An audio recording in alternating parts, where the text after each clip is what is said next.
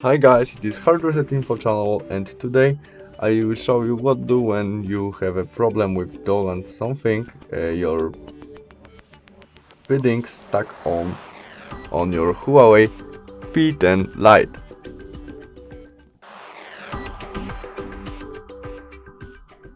In the first step we try to install something, but we can't do it.